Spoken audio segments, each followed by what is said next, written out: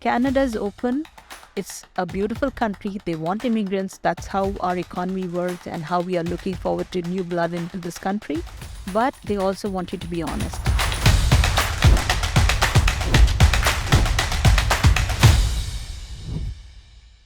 Welcome to another episode of the Canadian Dream Podcast. I'm here today with Subbu, born in India, been in Canada for about 15 years, and she has lots of great stories to share with us. Thank you so much for coming here today. Thank you, Elton, for having me. My pleasure. How was your life in India growing up in Delhi? Well, I had a great life growing up in India. I studied in a convent school and my dad allowed me to do just about everything. So the princess in the house. So I had to just study and be as naughty as possible. But it did give me an opportunity to venture out and do all adventure sports and things like that. I used to bike, I used to do everything. Any siblings? Yes, I have a brother. He's 6 years younger to me and he lives in US in Atlanta. So your family was middle class? It's middle class. We came from a poor background, my father, but he studied by himself and he got a very good job.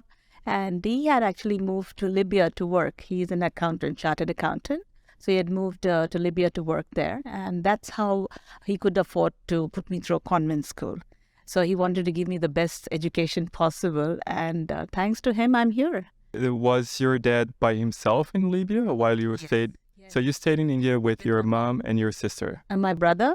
Okay. And with my mom's parents, my grandparents. So we stayed with them. How long was your dad away from you? He was there away for about 6 years. 6 years. So saving money? Yes, that was because he would send money and that's how we could manage. And when he came back, we had a little business he opened up with some jewelry and some aromatics.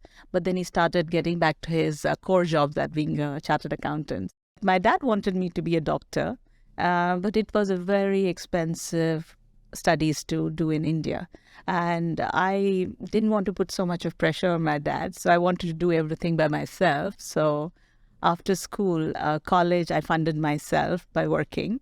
And working, doing what in India? I started with actually call center job. And that is basically calling to all US market customers. And I worked with different projects like Chicago Sun-Times, and then finally landed up with American Express. And it was always corporate clients which I had to deal with, which was wonderful.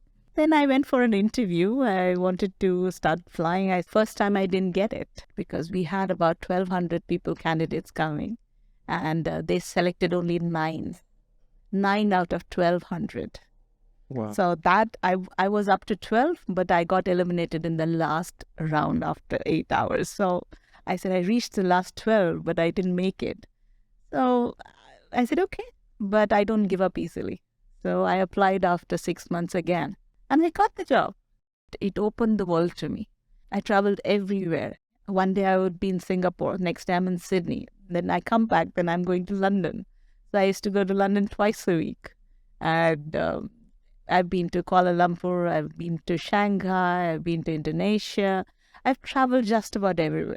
So it was amazing. And when did you first come to Canada? And how did you feel when you first landed in Canada? Yeah, so what happened was we were my friends and we were all planning a vacation. So we said, okay, we were not flying Canada and US from the airline. We were not doing transatlantic. But we have co-chased with other airlines so I could fly anywhere on my passes. So I landed up in Toronto and went to Niagara Falls. It was minus 20. I've never seen that low temperature ever. I've never seen that. It was totally mind-blowing. And I actually got a sunburn in the snow for the first time in my life. Absolutely. What made you decide to come to Canada for good? I wanted to a place where, you can make a new home. Mm-hmm. And Canada is one of the countries which actually is very open to immigrants.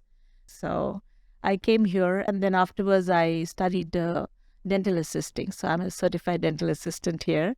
And I did my course, I completed it. And then I actually started teaching. I just got an opportunity somehow in the hygiene college. And maybe it's the right place at the right time. But I had an amazing opportunity where I actually got to work with First Nations. So I met a dentist and they were looking for somebody who can travel with them. And that was another 1 year of the most amazing experience anybody can ever forget. Where were you? I went to a lot of First Nations communities in BC. So Lakwalam, I went to Quadacha, I went to Dease Lake, all these little communities, they're actually quite far away. You have to take a flight and then you take a ferry or a boat to go there. We would go there for a week, stay there, work, treat patients, and then come back. So it was an absolutely amazing experience. That is where it opened up my mind to how First Nations people are treated in Canada and how they are, and they are absolutely amazing people. And that exposure made me more compassionate, more empathetic towards people when you meet up, and that was an eye-opener for me. An eye-opener. What Canada stands for, what we are doing now, and how we are accepting new people, newcomers to Canada. Everything just opened up my mind because I had a lot of people who would love to work with them, as newcomers. So that was amazing. We actually just finished a documentary about First Nations elder. Yeah, in Victoria, British Columbia. They are amazing. The communities I went, they just embrace you. They just embrace you. They call you into the house. I have attended festivities, funerals, and that's something very special and very close to. Isn't that a little bit like in India? No, it's slightly different because here community means it's a close community. Not very many people go there. They're living by themselves. They are managing a lot of things. India, we have. Every state has its own culture, clothing, food. So they are slightly different, and it's how can I put it? It's beautiful because we have different languages, so religion and a lot of things which is not here. But one thing common between First Nations and India is believing in nature and spirits. So just like First Nations believe in spirit of a bear, eagle, we believe, and we actually call them gods. So that was a very common thing. I spent 3 months in India, right, and they found them very hospitable. Yes. If you go to India anywhere, they will offer you food, water. It's not that you have to make an appointment to go meet them. They will offer, if you say, I'm hungry, they'll feed you. They'll take you into home and take care of you. So Indian hospitality is one of the best hospitalities in the world. So what are the main traits that you find natural to someone from India, or more natural or more common, that will help them adapt to the Canadian culture? The basic education level in India is quite high. So everybody studies a bit of English, even if they don't speak, they can read and write pretty well. And that opens up the opportunity to come to Canada to study because that is a requirement. And everybody, boys and girls, they know how to cook. And Indian food is very famous, as you know, from butter chicken to dosas. The other thing is we are very open to changes. We are very, very open to new opportunities and very hardworking. Indians as such are extremely hardworking. I believe in India, the biggest asset is the manpower. That is, we believe in ourselves. People who come here as students or whoever immigrate, it's amazing, the resilience. And is there anything that you find in common? Maybe the most common reasons why people come to Canada? Or the main or the most common challenges that they face? Yeah, we want a better quality of life. Its country is populated. There are not so many opportunities, and Canada as such does open up a lot of venues. So, and the education, it gives you a different skill factor. Even if they end up going back to their home country, they are very skilled. They have that experience here. But when they come here, they do want to stay. And if they want to stay, they have to do immigration, right? So during the time when I was teaching, I decided to help them because I was in that position. I did my own application, which took me some time to read, and it's not easy comprehending what is written. The law is not that easy to comprehend, so I thought I need to study. So actually, I ended up doing immigration law from UBC just because of my student. They are the reason I got motivated to do that. So my students were my motivation. Okay, so we went from flight attendant to dental assistant to college instructor, yes, to now an immigration consultant. That's right. Okay, so is that what you do now? Yeah. One of the things you do now? I do all of them, literally, all three of them. And what does an immigration consultant do? I mean, anyone can actually go ahead and do their application by Absolutely. themselves. Absolutely. So Canada is actually very good about it. So you don't need any lawyers or a consultant to do that. You can do it yourself. I've done it. So it isn't that difficult to do it. But it's just that when people are coming, young kids are coming and they want to do immigration, they're all afraid. You get one chance to do it. And if anything goes wrong or anything they don't say or say could cost them the application, right? The immigration process is not that easy. So it could cost them their PR, that is permanent residency. So they do look up for lawyers. Now, lawyers and consultants guide them, help them. But what happens between lawyers and consultants is lawyers are expensive.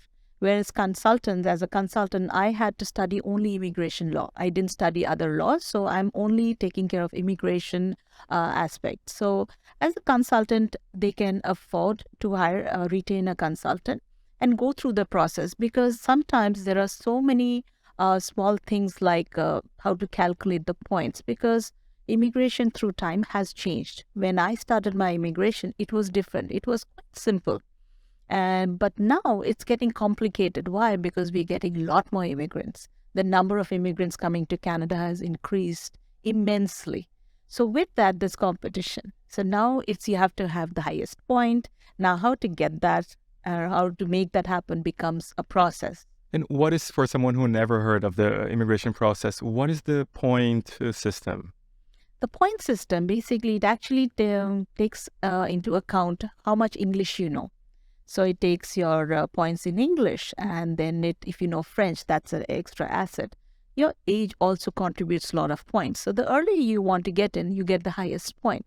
As you get older, you start losing points. And then how much of experience you have. And students who are coming to Canada actually end up studying here. So they do get points for studying in Canada. And when they work, they get some points for the experience. So each and every aspect is calculated, combined together. And when the draw happens, that is IRCC, Immigration Refugee of Canada, they actually do a draw almost every month where there are different streams. And the score, if you have that score above whatever is the draw, you'd get an invitation to apply. Is it necessary to have a job offer nowadays? Not really. It depends on which. Does it help as well, though? It helps immensely because you get some extra points to have a job offer. But that also has different categories. A job offer with the labor market opinion, that is LMI opinion, may get you 50 points.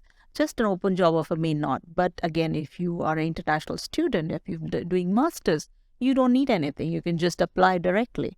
But if you're doing undergraduate courses, you will need a job offer. So it depends. And if you have to go through, it'll take another few hours for me to go through all of it. But there are different selection criteria, and you can apply to one which is the best. So that's where the consultant comes in. I have also met hundreds, if not thousands, of students working with ESL schools and colleges and universities in Canada. And I always tell anybody who wants to come to Canada, there are many distractions, many different ways, but there's one sure path. It is going to university or to a college, and your spouse can work right away. You can also work nowadays. Absolutely. But this is the way. Am I saying anything wrong? No, you are spot on. You're absolutely spot on. Is this the best way for the best way, and it is the best way and the easiest way. Because if you want to qualify for some other category, either it's an entrepreneur category, you need to have at least 200 to 400,000 to come and invest into business, which not everybody has it. Let's put it like that.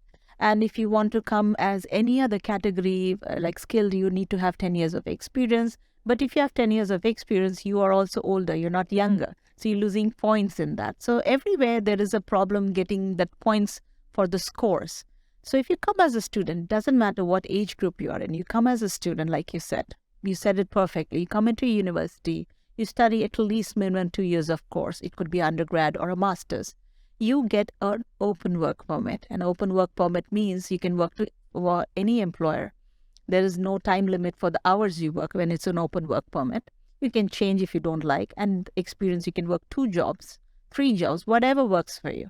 Plus the spouse, like you said, they also get an open work permit. So that makes it 2 people working, you're earning, you have an experience. And when that is happening, there's a lot of networking happening. So with that networking, you're able to have a job offer.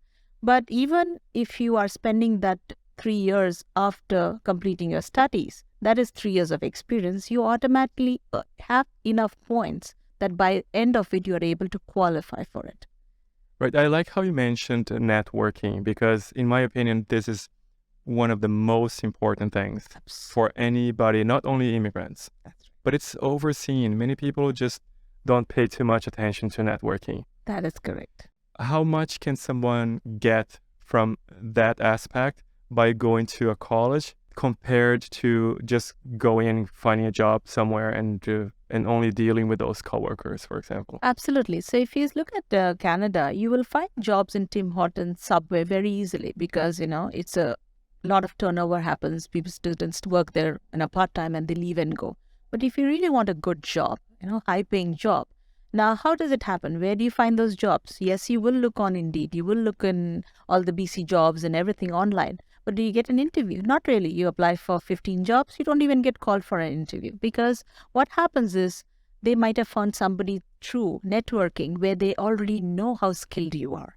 So the way one networks here in Canada as a student, your teacher is an excellent network. Your college, they help you. And there's something called co-op. So some of the colleges have co-op portion, that is internship portion with their course. And that actually helps you to find employer who's already looking at how you work. And if they like it, they will offer it to you, not to a person who they don't know. Networking is something which I tell my own students whenever I'm doing this courses, how to prepare them for future, how to prepare them to apply for new courses or to go ahead and for apply new jobs. That is networking. So networking could be your friends. Wherever you meet, you go and talk to them. And when you talk to them, they get to know you a little bit more. And they say, hey, I'm looking for somebody like that. Would you like to join? So there you get a job. So it's one aspect which is not looked into a lot. It is not explored, but that's what students should be doing. And there's a lot of ways to do that. And as the name says, it's work, Yes. right? It's not work, not working. It's networking. You need to put some effort into it as well. Absolutely. And what tips would you give to someone coming fresh to Canada to actually start this process of networking, or at least to be prepared to speed it up as soon as they land here? So when I came to Canada, obviously I didn't know anybody. So what I did, I started volunteering. So that is the one way where you will open up a lot of venues for yourself. So what I did, I actually went to the aquarium. I love animals, and aquarium was something which really was opening up my mind because you don't see marine life in India, because in India it's all land. So I hadn't seen all of those. So I said, wow, it's amazing. So then I did read up and said there's some volunteering opportunities. So they trained me and I became a marine educator. So actually I was teaching marine biology to school children where they would come. And it's usually a school program in Vancouver where they actually go to the aquarium and they're taken at the backside to the labs and they can actually touch, feel the marine life. We teach about all the marine biology, how the tides work and all that. The other thing I did was actually ended up with Collingwood policing. So I went to volunteer with policing. How was that? Usually in Vancouver, we have this community thing a lot happening.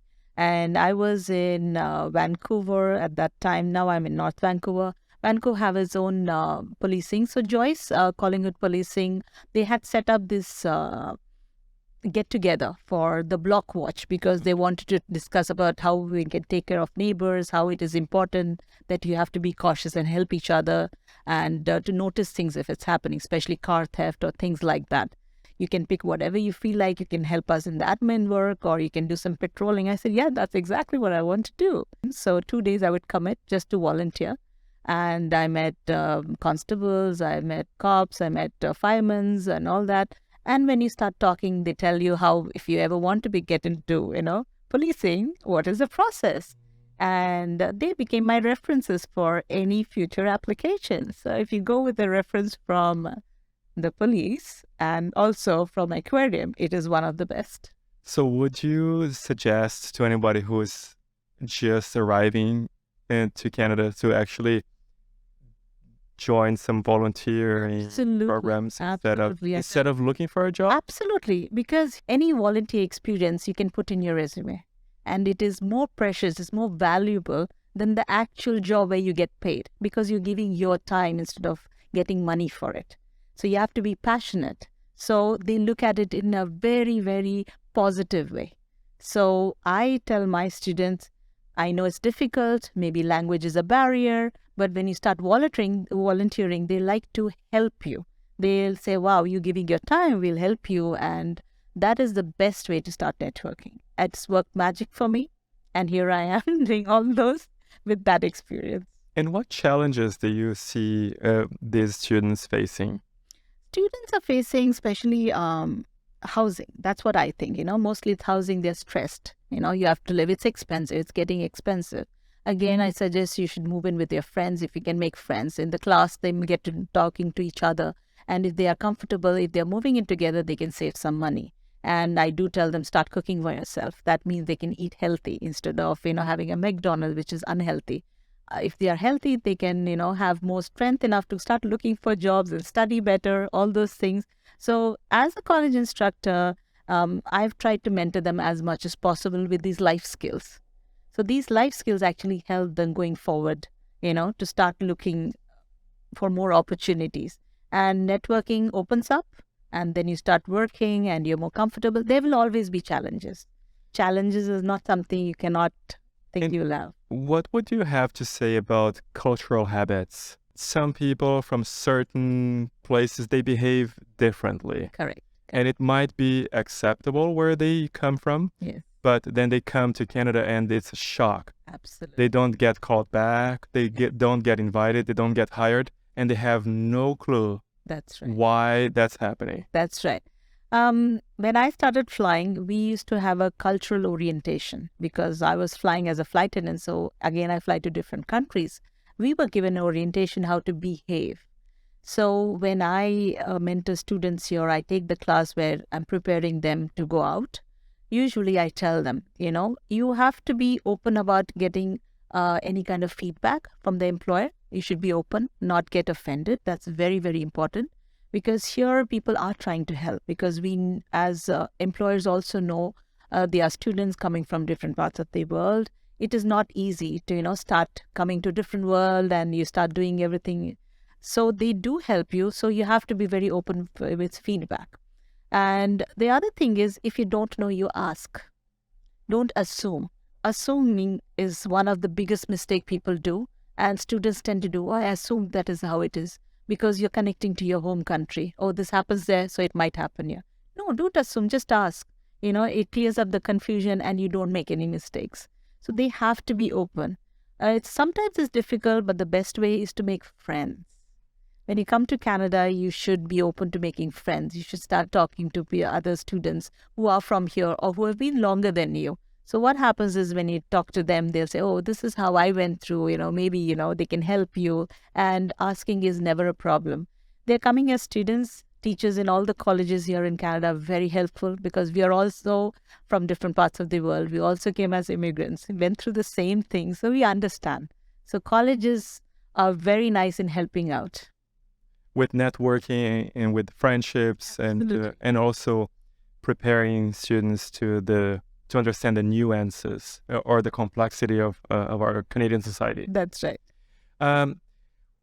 What mistakes do you find common when people are immigrating and they want to do things on their own or with other immigration consultants? What examples have you seen that made you cringe at, oh, why did you do that? Why didn't you ask me? Why didn't you do some research first? What happens is we are all very comfortable with people from our own country, the language. So this is one comfort level. And all the students which I notice, they go to consultant who can speak their own language. So if it's an Indian student and they speak Punjabi, they would like to go to a consultant who can speak Punjabi. If it's a Brazilian, they will want to go to somebody who can speak Brazilian language, Portuguese and others. Similarly with Persians, it happens all the time. But what happens is, before doing that word you use, research, that's extremely important. Canada is very transparent. extremely transparent about everything.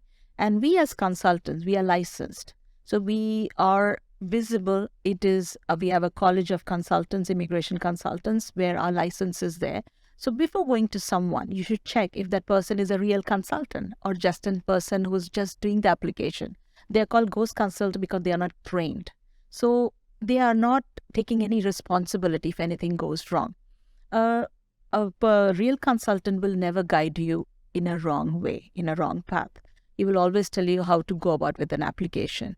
I've been doing this for a few years, and when I talk to students, I tell them, be honest. Just like you have to be honest to a doctor and a lawyer, you have to be honest when you're doing immigration. Canada is open. It's a beautiful country. They want immigrants. That's how our economy works and how we are looking forward to new blood into this country.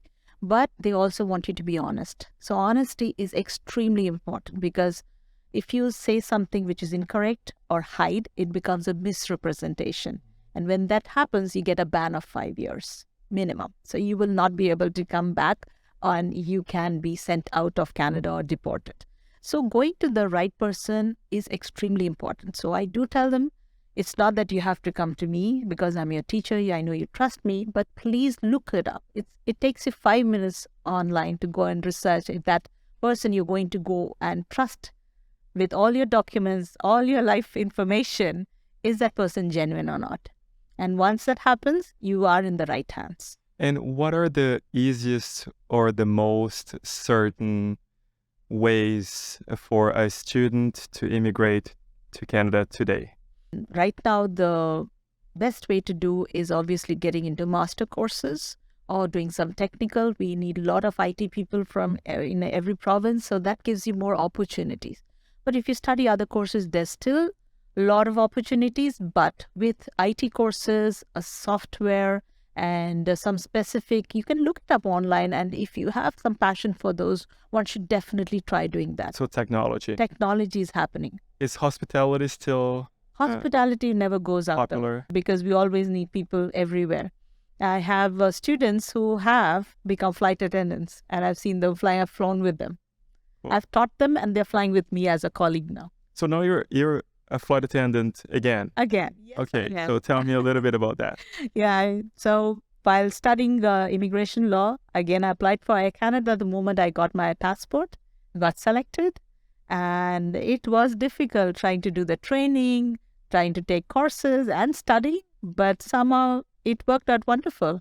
And now I'm flying again with Air Canada, and it's been a few years now. Is it refreshing to go back to other places, to travel, and then come back to Vancouver or to Canada and maybe appreciate some things that you, along the years, started taking for granted in Canada? Yes, absolutely. I still feel when I come back to Canada, it's home for me. It's the most beautiful place I've lived in, is BC. To me, it's beautiful British Columbia for a reason. It is definitely beautiful. I've traveled to just about everywhere. I came yesterday from Sydney. It's beautiful, it's gorgeous, but still I think Canada is more beautiful. What is the most attractive thing in Canada? You mentioned opportunities. Now you're mentioning the beauty. It's everything. It's all because we are multicultural. So that is the beauty of Canada. It's not just belonging to somebody, a color, a race, or from a particular country. We have everybody in every province, and we get along very beautifully, very nicely with each other because of these differences. So may it be religion, may it be how one looks. It is beautiful. We do get along. If you see when we come together in different places, it could be any festival, even a New Year's celebration, you'll see people going and cheering and being getting together. You go to the beach, you'll see everybody. So I've seen all my students being involved in all this. And that is something, it's not available in every country, at least not in India. So when the Indians come here, they are like, wow, I didn't expect it. Am I that free? Am I able to do this? Am I able to meet so many people, talk to them, do whatever I want? So that freedom is not everywhere. And that is what Canada gives. I love it. One last thing. Mm-hmm. What would be your message to newcomers or not, people who might have been here for longer and they actually had dreams, but along the way, they just gave up on those dreams. See, dreams are made of magic. That's how I see it, because I dreamt big. I've dreamt the biggest things and I've got it. I never thought I will ever leave India, and here I am, and it's been 15 years and 5 years in Middle East. So 20 years ago, I left India. That's already something which says for it. I've done everything which I always wanted to do. I got into medicine, I got into teaching, I became a flight attendant, got into immigration law, and I wanted to write, and I wrote, I'm a co-author with my other friends and colleagues from the airline, writing a book. And if I can do it, so can everybody else. It's dreams, and dreams, you have to make it a reality. And hopefully, everybody gets to read the book, which will be coming out on 7th May. I'm a flight attendant, and it's my superpower, because how we have brought these stories together is to inspire. It's not just all immigrant flight attendants, it's from flight attendants who are born here in Canada. So it's inspirational stories which will show you it's not easy. It looks very nice and glamorous. Every job looks nice when you're not doing it, from the other side. It's always greener on the other side. But that inspiration, that struggle, each one goes through. We are also going through. So hopefully that inspiration can inspire other students and people, because it doesn't matter how old you are, your dreams can come true. When I joined Air Canada, that is about in 2019. That is when I was about 35 years old. So who does that, at this age? Because only in Canada, you have an opportunity where you're not judged by your age or country or a gender, anything. So you get the opportunity here. So you are in the land of opportunities. So one should definitely go. The land of opportunity. The land of opportunities. What's next for you? What are your next big dreams? Well, I always wanted to get into a pageant. So I got selected as a finalist for Mrs. India Worldwide. So I'll be going for the pageant to Dubai in June, and hopefully win a crown and bring it back to Canada. Cool. Thank you so much, Subbu. It's been a pleasure talking to you. Then thank you. But you have been a great inspiration to me, I must say. Because of you, I thought of doing that. Oh, thank you. You made me feel so Because of the photos I took. Absolutely. All the photos you took in the college. And I said, wow, it does look nice. Maybe I should give it a shot. So that's to you. Oh, thank you. That dream is because of you. Thank you. Thank you. Thank you. Well, and thank you for watching another episode of the Canadian Dream podcast. And well, if you are in Vancouver and want to check out our studio, you should definitely come by. Maybe you'll get some nice headshots of you too. You are the best. Oh, thank you. And also, please remember to like this video and to share it, and especially to subscribe to our channel, because this is actually a passion project. And doing these things, it helps us a lot to grow the channel. We'll also put a link here, or at least in the description, where people can find your book. Thank you. Okay. That's it. Thank you, guys, and I'll see you next time.